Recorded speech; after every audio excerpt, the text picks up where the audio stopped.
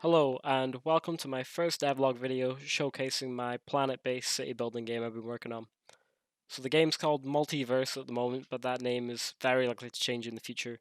And the basic idea behind the game is that you will start out on one of these randomly generated planets, and you'll be in control of the inhabitants of the planet, the aliens here.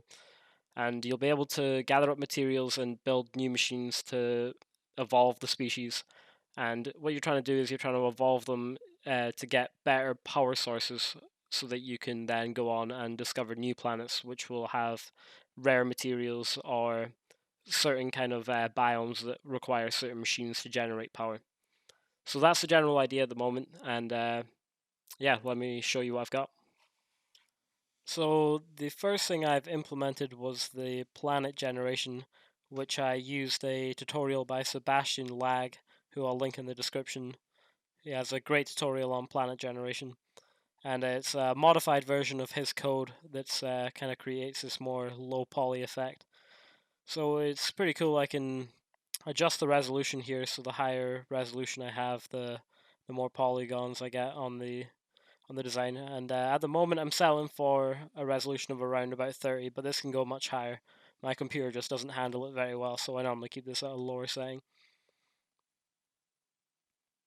And yeah, I've got all these different settings here, so if I do want to increase performance, it allows you just to mask certain areas of the mesh here, so I can just load the top and have that poly count be much higher.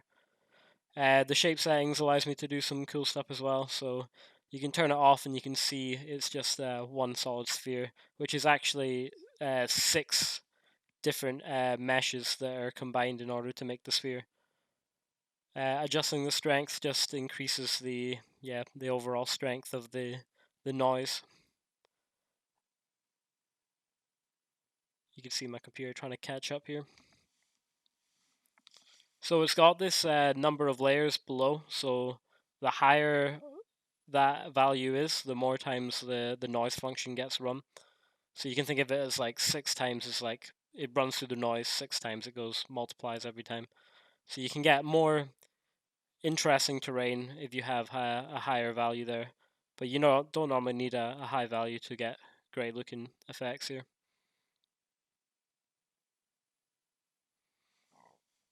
And then we have the base roughness, which is just the kind of base value for how rough the terrain is, and then the overall roughness below is how much for each number of layer you have is being multiplied to that roughness. So you could have, for instance, if the base roughness was a super low value, then it's going to be like a very flat kind of terrain. And your persistence here just kind of is how jagged the terrain is. So you turn that up quite high, then you get these very jagged kind of effects going on, which can be good for creating mountains and stuff.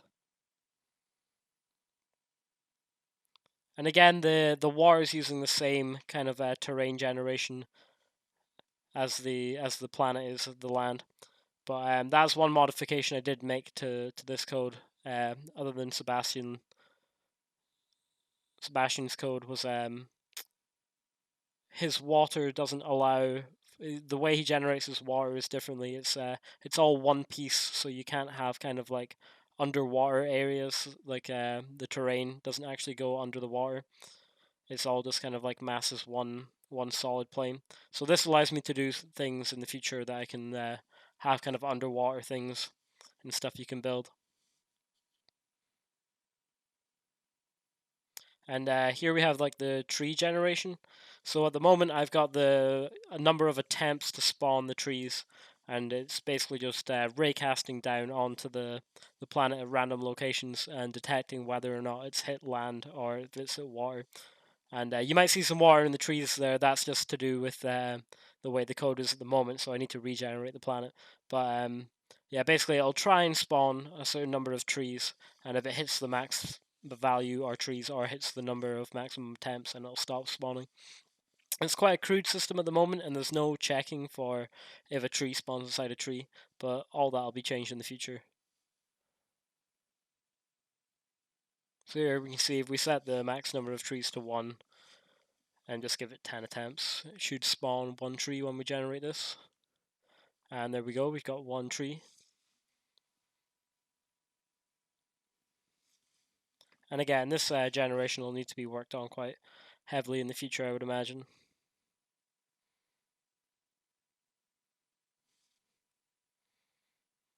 And there, if we want 1,000 trees, we can just cover the whole planet with them.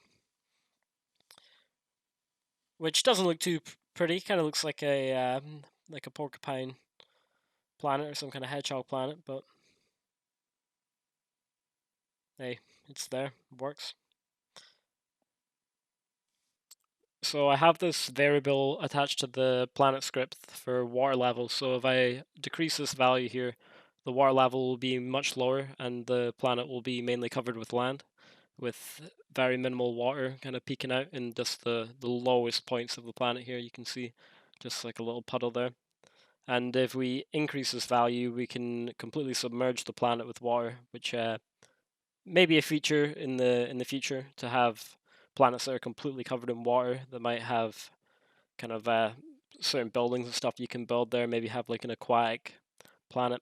So here, if I set the water level here to 5, a much higher value, the planet is completely covered in water, just about, just very little bits of land on the highest points sticking out. And yeah, the trees are still generating the water there. That's going to be fixed in the future. So here we have our color settings for the planet, which just allows me to change the terrain color. So we can change it to a bright red here or a blue, but quite like the shade of green, so I'm just going to change it back. And the same goes here. Basically, the way the water is generated is just the same as the planet, so it's got all the same settings. So I can just modify it just like the regular planet terrain generation to get cooler effects on the water. I do want to animate the water. That's something that's going to be done in the future, but for now it's just static. And yeah, we've got this watercolor settings here as well, which just does exactly the same thing. We can change the color of the water, change its opacity as well. So here you can set the watercolor to be pink. Just have all kinds of alien looking planets with different biomes and stuff. That's something I need to implement in the future as well. I want to have separate biomes for each planet. I don't know how ambitious that's going to be. In Sebastian's code, there was biomes, but it didn't quite work how I wanted it to be, so I scrapped that from my code at the moment. So I thought I'd just show you the alien model that I've made for the game at the moment. It's the only character that's currently in the game, but there'll be many more in the future. So this actually took me a very long time to model. I have no experience in Blender whatsoever, so this is a learning experience for me. And rigging the model was an absolute nightmare. I've done 2D rigging before using Unity's built-in rigging system, but Blender's one is very similar, but I just feel if you tweak one thing, then everything can go, yeah, out of control.